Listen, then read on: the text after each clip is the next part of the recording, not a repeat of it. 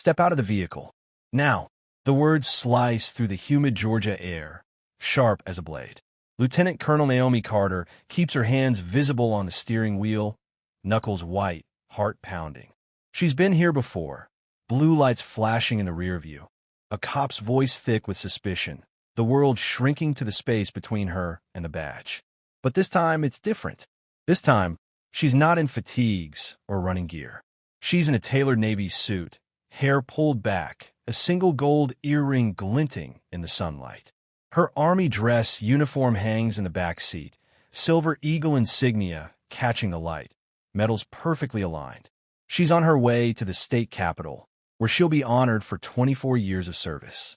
But right now, she's just a black woman in a brand new Tesla Model S, stopped on the edge of a manicured suburb where she doesn't belong.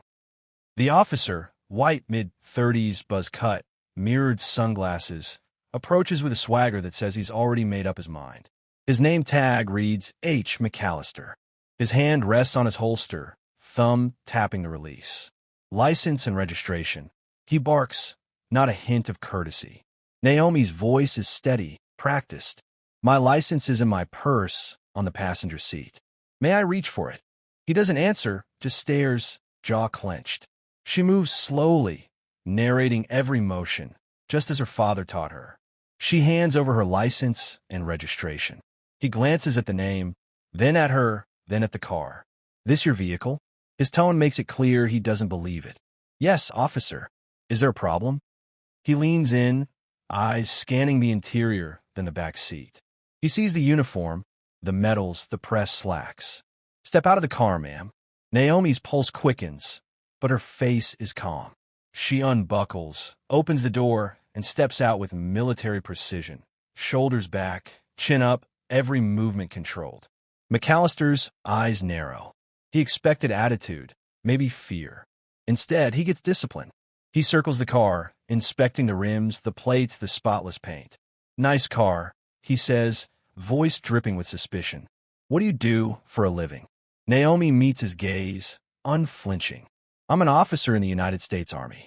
He snorts, unconvinced. Mind popping the trunk. She nods, pressing the button on her key fob. He opens the trunk, expecting what? Drugs? Stolen goods? Instead, he finds a perfectly pressed dress uniform, medals and ribbons gleaming, a pair of polished shoes, and a folded American flag. He stares, momentarily speechless. Naomi stands at parade rest, watching him. Is there a problem, officer? She repeats, voice calm but edged with steel. He doesn't answer. Instead, he radios for backup. Possible stolen vehicle.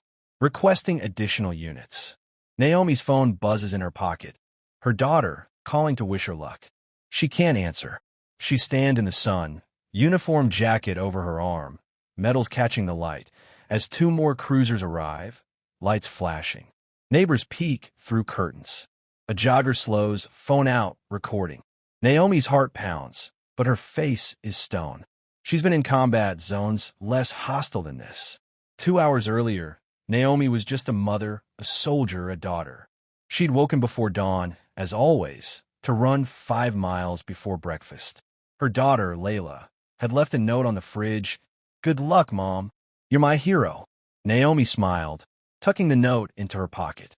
She'd ironed her uniform, checked her speech, and called her father a retired sergeant who still worried every time she left the house. Be careful, Nomi, he'd said. You know how it is out there.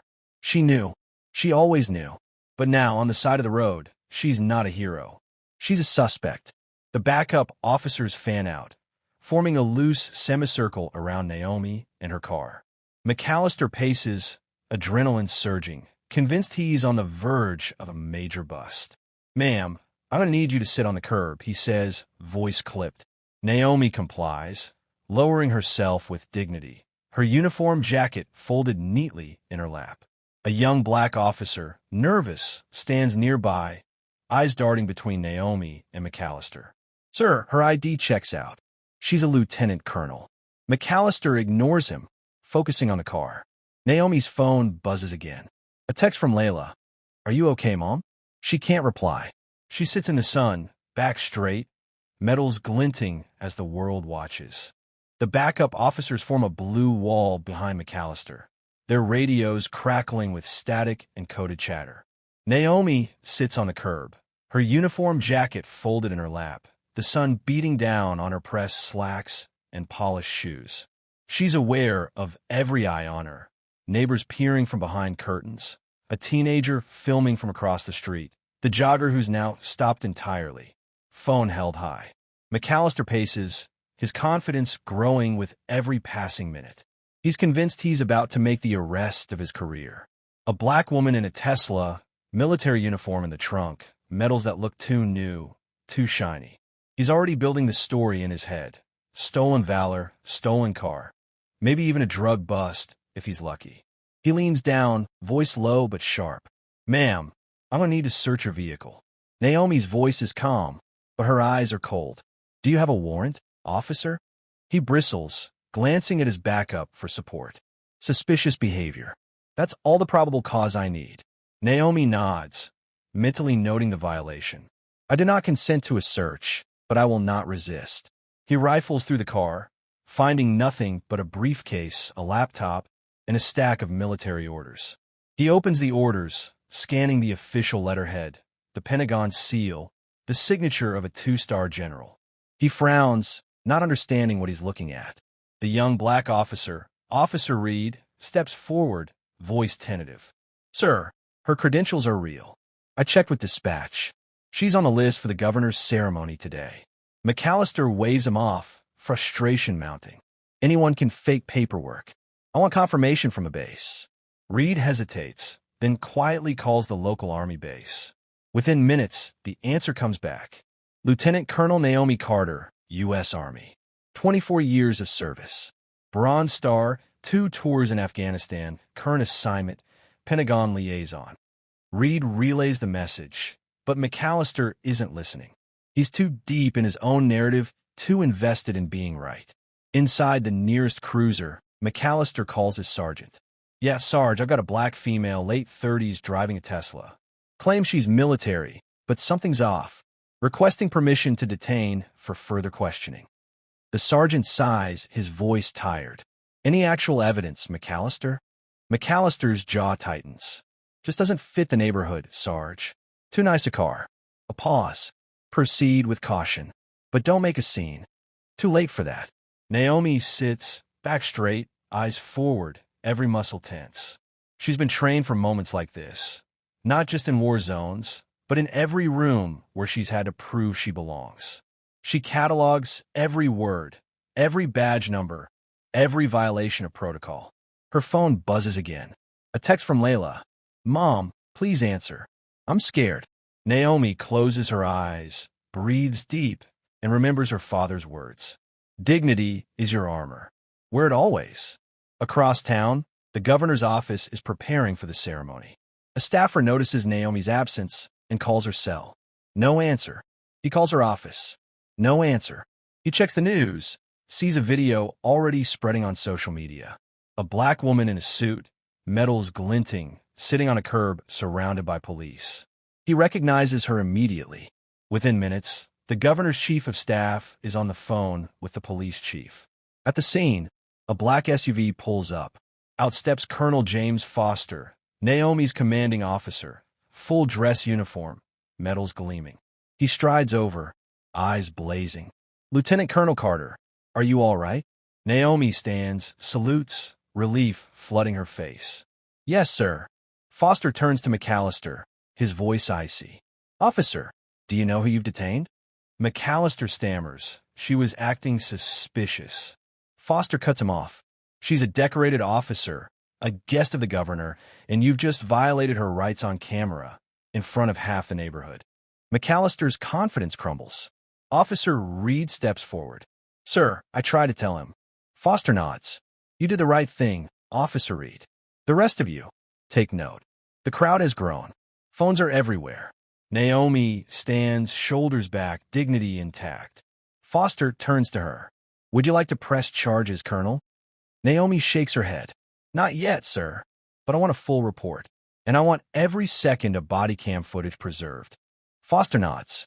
"It will be." McAllister stands, silent, as Foster and Naomi walk to the SUV. The crowd parts, murmuring. Naomi's phone buzzes again. This time, she answers. Layla, I'm okay. I'll be home soon. But the story is just beginning. By nightfall, the video is everywhere. Hashtag Colonel Carter trends on Twitter. The city council calls an emergency meeting. The mayor issues a statement. We are deeply sorry for the treatment of Lieutenant Colonel Carter. An investigation is underway. Naomi sits at home, Layla curled up beside her, watching the news. She's tired, but she's ready. The next morning, the city is buzzing. News vans line Naomi's street, satellite dishes pointed skyward. Neighbors who once looked through her now wave awkwardly, some offering coffee, others just a silent nod. Layla sits at the kitchen table, eyes glued to her phone, watching the video loop again and again. Her mother, medals shining, surrounded by police. Naomi stands in her living room, full uniform, every ribbon and medal perfectly aligned. She checked her notes, breathes deep, and steps outside into the glare of a dozen cameras. A reporter shouts, Colonel Carter, do you have a statement? Naomi faces the crowd, voice steady, eyes clear. My name is Lieutenant Colonel Naomi Carter. I have served this country for 24 years. I have led soldiers in combat, built bridges between communities, and dedicated my life to service. Yesterday, I was stopped, searched, and detained for driving a car deemed too nice for someone who looks like me. She lets the words hang in the air, the silence heavy. This is not just about me. It's about every black professional who has been questioned, doubted, or humiliated for daring to succeed. It's about the children who see their heroes in handcuffs, the families who lose trust, the communities who suffer. She calls for mandatory anti-bias training for all officers, community oversight of police, stops public release of body cam footage, within 48 hours real consequences for officers who abuse their power. The mayor stands behind her, the police chief at his side, both looking chastened. We are committed to change, the mayor says. Lieutenant Colonel Carter will lead our new police reform task force. At the precinct, Officer McAllister faces disciplinary hearings. The evidence is damning. A pattern of stops based on race, not behavior. Complaints ignored, warnings unheeded. Body cam footage shows him dismissing Naomi's credentials, ignoring his partner's warnings, escalating without cause. He is suspended, pending investigation. His union scrambles, but the evidence is overwhelming. Officer Reed is commended for his integrity and promoted to a new community liaison role. The city council meets in emergency session. The police chief is grilled on live TV. How many other professionals have been profiled this year? He stammers. We're reviewing all stops. We will hold officers accountable.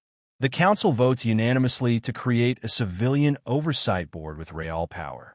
They allocate funding for anti-bias training, led by Naomi herself. Naomi returns to work. Her colleagues greet her with applause. A young black cadet approaches, eyes shining. Ma'am, you showed us how to stand tall. Thank you.